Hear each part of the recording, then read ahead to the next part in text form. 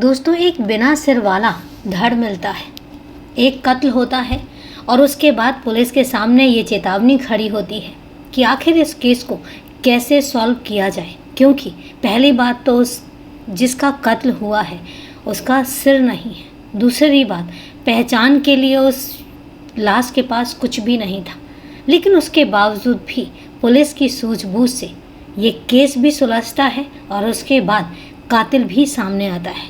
लेकिन जब कत्ल की वजह सामने आती है तो रोंगटे खड़े हो जाते हैं। फिर लगता है कि पता नहीं इंसानियत कहाँ चली गई है। लेकिन दोस्तों, हकीकत यही है कि ये क्राइम की सच्ची कहानियाँ हैं जो आप तक आती हैं और हकीकत ये है कि ये क्राइम एक्चुअल में होते हैं। तो दोस्तों, क्या है आज की कहानी, हम जानेंगे पूरे विस्तार से। लेकिन उससे पहले नमस्कार दोस्तों, मैं एडवोकेट आरडी आपका चैनल पर स्वागत करती हूं और उम्मीद करती हूं कि आप सब लोग स्वस्थ होंगे, सुरक्षित होंगे। दोस्तों, अगर आप अपने परिवार में नए हैं या अभी तक आपने चैनल को सब्सक्राइब नहीं किया है तो ये मेरी हम्बल रिक्वेस्ट है कि आप सबसे पहले चैनल को सब्सक्राइब कर लें और इसके साथ ही बेल आइकन ज़रूर प्रेस करें फर्दर नोटिफिकेशन के लिए। और इसके साथ ही कहानी में लास्ट तक बने रहें और कहानी के बारे में आपकी क्या राय है कमेंट करके ज़रूर बताएं और आपके कमेंट्स के जवाब मैं वीडियो के लास्ट में ज़रूर दूंगी। तो चलिए दोस्तों, अब आपका समय नहीं लेते और जानते हैं कि आज की ये बिना सिर वाले धड़ की पूरी कहानी है क्या। नाले के पास बिना सिर वाला एक धड़ पड़ा हुआ था जिसके बदन पर नीले कलर की टी शर्ट पर लाल सफ़ेद लाइनिंग साफ नज़र आ रही थी। मरने वाले के हाथ में लोहे का कड़ा और पीले लाल कलर का धागा बंधा हुआ था। उसके शरीर के निचले हिस्से में लाल रंग की अंडरवियर और बनियान थी। सिर के बाल तथा दाढ़ी और मूंछ में मेहंदी कलर लगा हुआ था। जिस जगह पर सिर कटा धड़ पड़ा हुआ था उसके कुछ ही दूरी पर एक प्लास्टिक की बोरी भी पड़ी हुई थी। पुलिस टीम ने जब उस बोरी को खोला तो उस मृतक का सिर मिला। पहली नज़र में हत्या का मामला दिख रहा था, लिहाजा उन्होंने scene of crime mobile unit के प्रभारी डॉक्टर आरपी शुक्ला को मौके पर बुला लिया। फॉरेंसिक एक्सपर्ट आरपी शुक्ला ने मौका मुआयना कर शव को देखकर बताया कि मरने वाले की उम्र 35 साल के लगभग लग रही थी। लाश को देखने से प्रतीत हो रहा था कि लाश महीनों पुरानी है और उसकी गर्दन काटकर हत्या की गई होगी। एफएसएल टीम ने मौका मुआयना करके वैज्ञानिक साक्ष्य एकत्रित कर धड़ को संजय गांधी मेडिकल कॉलेज की फॉरेंसिक शाखा में भेज दिया। यह बात 26 अक्टूबर 2022 की है।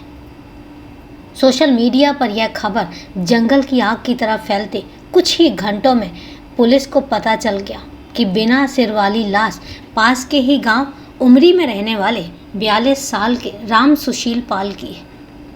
रीवा जिले के एसपी नवनीत भसीन ने मऊगंज थाने की TI Shweta Maurya, SI Lal Bahadur Singh, ASI आदि के नेतृत्व में एक टीम का गठन कर जल्द ही राम सुशील की हत्या का खुलासा करने का निर्देश दिया। पुलिस टीम जांच करने जब उमरी गांव पहुंची तो पूछताछ में पता चला कि राम सुशील उमरी गांव में रहने वाले साधारण किसान मोहन पाल का सबसे बड़ा बेटा था। वह पेशे से ड्राइवर था। अपने पेशे की वजह से वह कई महीनों तक घर से बाहर रहता था। राम सुशील की पहली पत्नी की मौत के बाद करीब 4 साल पहले उसने मिर्जापुर निवासी रंजना पाल से विवाह किया था। शादी के शुरुआती समय तो सब कुछ ठीक ठाक चलता रहा, मगर कुछ समय के बाद ही दोनों के बीच में मनमुटाव हो गया। पुलिस टीम ने जब घर के आसपास रहने वाले लोगों से पूछताछ की तो पता चला कि राम सुशील तो पिछले 1.5 साल से गांव में किसी को दिखा ही नहीं। जब गांव के लोग पूछताछ करते तो पत्नी रंजना बताती कि उसका पति काम के सिलसिले में उत्तर प्रदेश के मिर्जापुर गया हुआ है। पुलिस को राम सुशील के घर जाकर यह भी मालूम हुआ कि रंजना भी कुछ दिनों पहले ही अपने बच्चों को लेकर मायके मिर्जापुर गई हुई है। इस वजह से पुलिस के शक की सुई रंजना की तरफ घूमने लगी। लिहाजा पुलिस की एक टीम रंजना की तलाश के लिए मिर्जापुर भेजी गई। पुलिस ने सख्ती दिखाते हुए रंजना से पूछताछ की तो उसने पति की मौत की पूरी कहानी बयां कर दी। मध्य प्रदेश के रीवा जिले के मऊगंज जनपद पंचायत के छोटे से गांव उमरी श्रीपथ में रहने वाले किसान मोहन पाल के 3 बेटों में से 42 साल का राम सुशील सबसे बड़ा था। उसके बाद अंजनी पाल और सबसे छोटा 30 साल का गुलाब था। राम सुशील पेशे से ट्रक ड्राइवर था। उसकी पहली शादी 22 साल की उम्र में हो गई थी।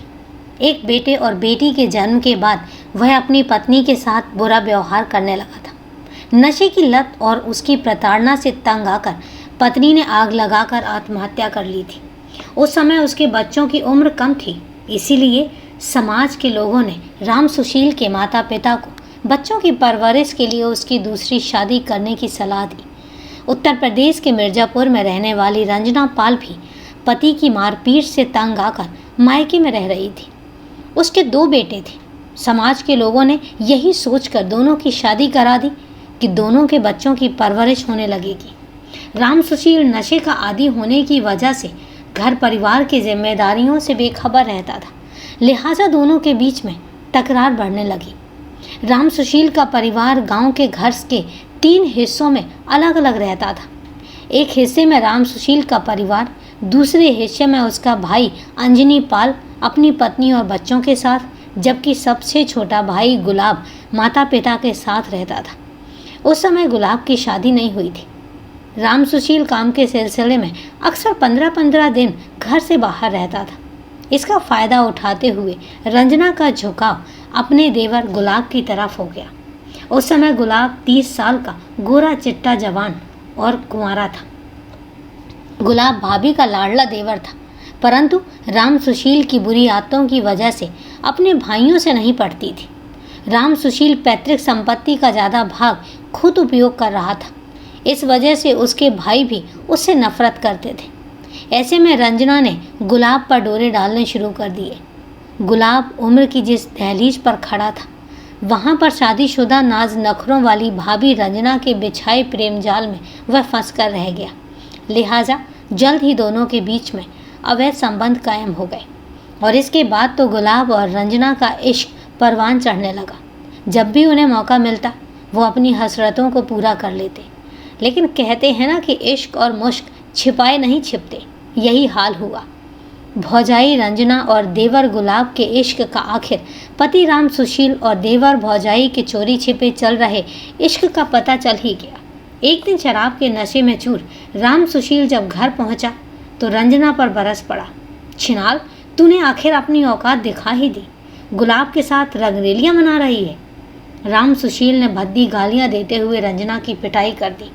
अब तो आए दिन दोनों के बीच में झगड़ा आम सी बात हो गई थी। जब राम सुशील गुस्से में रंजना की पिटाई करता तो प्रेमी गुलाब के सीने पर सांप लौट जाता। रोज रोज अपनी प्रेमिका की पिटाई से उसे दुख पहुंचता। एक दिन मौका पाकर गुलाब ने रंजना से साफ साफ कह दिया, भाभी, हमसे तुम्हारा दर्द नहीं देखा जाता, आखिर कब तक जुल्म सहती रहोगी?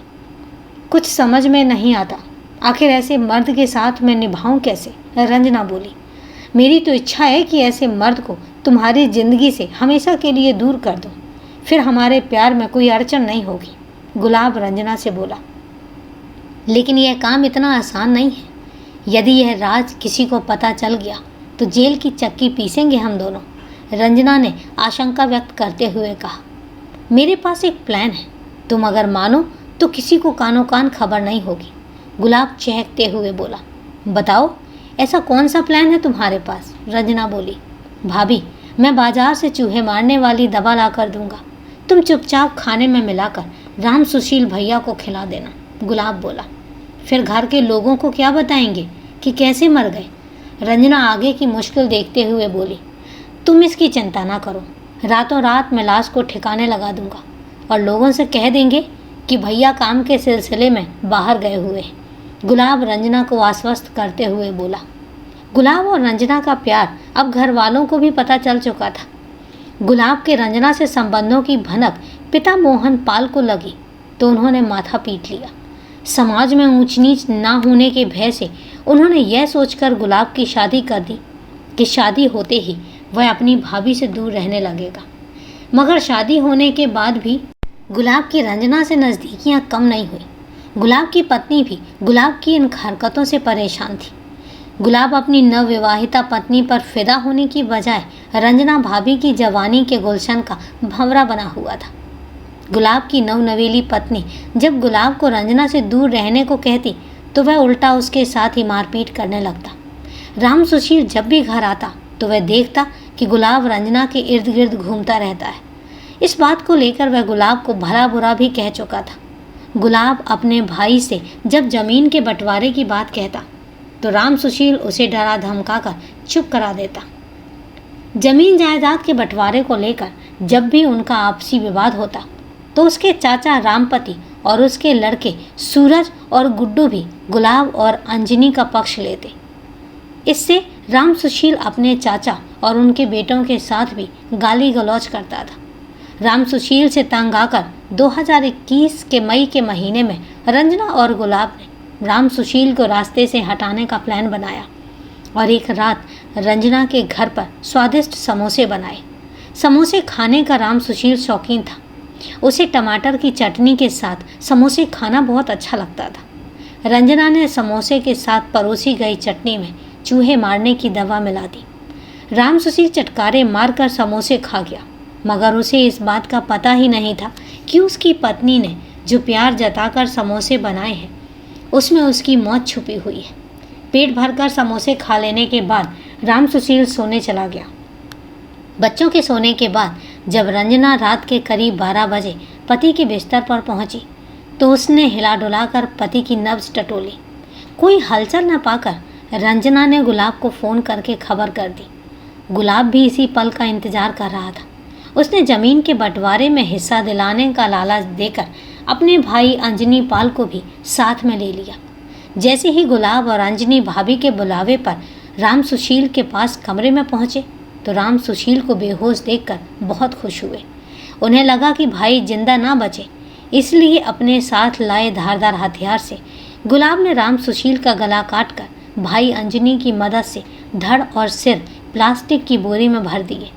दूसरे दिन सुबह जल्दी उठकर अंधेरे में ही गुलाब लाश वाली बोरी को साइकिल में लादकर अपने चाचा रामपति पाल के खेत पर पहुंच गया। वहां चाचा के लड़के सूरज और गुड्डू की मदद से भूसा रखने वाले कमरे में उसने लाश की बोरी दबा दी। इस काम में चाचा के बेटों गुड्डू पाल और सूरज पाल ने इसलिए मदद की क्योंकि एक बार जमीनी विवाद में इनका झगड़ा राम सुशील से हो गया था। तब राम सुशील ने पूरे गांव के सामने उनका अपमान किया था और अपने अपमान का बदला लेने के लिए वे गुलाब के इस प्लान में शामिल हो गए। सुबह जब बच्चे सोकर उठे तो उन्हें रंजना ने बताया कि उसके पापा काम के सिलसिले में बाहर गए हुए। राम सुशील को रास्ते से हटाने के बाद गुलाब और रंजना के प्रेम की राह आसान हो गई थी। अब वो अपनी मर्जी के मुताबिक ज़िंदगी जी रहे थे। गुलाब अपनी बीवी की उपेक्षा कर भाभी रंजना पर अपनी कमाई लुटा रहा था। रंजना भी गुलाब की दीवानगी का खूब फ़ायदा उठा रही थी। लाश को छिपाए करीब 17 महीने बीत चुके थे, परंतु हर समय गुलाब के मन में पकड़े जाने का भय बना रहता था। गुलाब के चाचा रामपति को जब इस बात का पता चला तो वह गुलाब पर लाश को वहां से हटाने का दबाव बनाने लगे थे। उन्होंने साफ तौर पर कह दिया था कि भूसा भरने वाले कमरे से वह जल्द ही लाश को हटा दें, नहीं तो वह पुलिस को सब कुछ बता देंगे। पशुओं के लिए रखा भूसा भी खत्म होने को था। 25 अक्टूबर 2022 की रात को गुलाब ने लाश वाली बोरी लाकर पास के गांव निविहा के नाले के पास फेंक दी और घर जाकर चैन की नींद सो गया। अगली सुबह राम सुशील की लाश मिलते ही गुलाब राज खुलने के डर से भयभीत हो गया और उसने फ़ोन लगाकर रंजना को बताते हुए सचेत कर दिया। सूचना मिलने पर मऊगंज थाने की TI Shweta Maurya police team के साथ मौके पर पहुंची। सिर और धड़ बरामद कर पोस्टमार्टम के लिए भिजवा दिया। पुलिस जांच में रंजना से पूछताछ की गई तो थोड़ी सख्ती से रंजना जल्दी ही टूट गई और पुलिस को उसने सच्चाई बता दी। देवर भाभी के प्रेम और वासना की आग में अंधे होकर राम सुशील को ठिकाने लगाकर यही समझ बैठे थे कि पुलिस की आंखों में धूल झोंककर कानून की नज़रों से बच जाएंगे, परंतु उनका यह भ्रम जल्दी ही टूट गया। 17 महीने तक भूसे के ढेर में दबी लाश जब बाहर निकली तो राम सुशील की हत्या का पूरा सच भी सामने आ गया। पुलिस ने गुलाब रंजना के साथ उसके भाई अंजनी व चाचा रामपति को भारतीय दंड संहिता की धारा 302 और 201 के तहत मामला कायम कोर्ट में पेश किया और जहां से रंजना को महिला जेल रीवा और गुलाब अंजनी और रामपति को उप जेल मऊगंज भेज दिया गया। कथा लिखे जाने तक 2 आरोपी जेल में बंद थे और उनके खिलाफ आरोप पत्र कोर्ट में पेश किया जा चुका था। तो दोस्तों, ये थी नाजायज़ संबंधों पर टिके अपने ही पति के कत्ल की पूरी कहानी सुनकर किसी के भी रोंगटे खड़े हो जाएंगे कि विश्वास करें तो आखिर किस पर करें, क्योंकि हकीकत में ये कहा जाता है कि जब कोई भी साथ नहीं देता तो पति पत्नी एक दूसरे के हमसफ़र बन जाते हैं और उम्र के पड़ाव में दोनों एक दूसरे का साथ एक दोस्त की तरह निभाते हैं। लेकिन अगर पति और पत्नी दोनों में से कोई एक बेवफा हो जाए और कत्ल करने पर आमादा हो जाए तो फिर आप बताइए, विश्वास करें तो किस पर करें। लेकिन हकीकत यही है। तो दोस्तों, कहानी को लास्ट तक सुनने के लिए आपका तहे दिल से धन्यवाद। अब कहानी तो ख़त्म करते हैं, लेकिन आपके कमेंट्स और मेरे जवाब का सिलसिला बरकरार रहेगा। तो मेरे पास जो सबसे पहला कमेंट आया है वो है राहुल खत्री जी का। राहुल खत्री जी ने कमेंट किया है, I am from Delhi Jat ma'am. तो तहे दिल से धन्यवाद, आप दिल्ली से हैं और सपोर्ट करते हैं, सहयोग करते हैं। और उन्होंने आगे लिखा है, आई एम एनिमल लवर। बहुत अच्छी बात है सर, आज की डेट में एनिमल्स से ज़्यादा कोई प्यार नहीं करता है और सबसे बड़ी बात है कि एनिमल ही हर्ट होते हैं हमारे थ्रू। तो अगर आप एक एनिमल लवर हैं तो ये बहुत बड़ी बात है, एटलीस्ट आप में इंसानियत तो है। इसके अलावा इन्होंने आगे कमेंट किया है, first like and comment so sad story. तो थैंक यू वेरी मच कि आप इतना रेगुलर और इतने तहे दिल से मुझे सपोर्ट करते हैं और उसके लिए थैंक यू वेरी मच। इसके अलावा कल के वीडियो में इनका कमेंट आया था कि second comment and viewer ma'am. तो thank you very much Rahul ji, आप अच्छे से सपोर्ट करते हैं, सहयोग करते हैं, बस ऐसे ही अपना सहयोग और सपोर्ट बनाए रखें। इसके अलावा मेरे पास एज़ यूजुअल कमेंट आया है सुषमा शाह जी का। तो इनका तो मैं तहे दिल से धन्यवाद कहना चाहूँगी कि आप लोग बहुत रेगुलर कमेंट करते हैं और मुझे इतना सपोर्ट करते हैं। इन्होंने लिखा है कि हेलो मैम एंड काफ़ी रोचक कहानी है।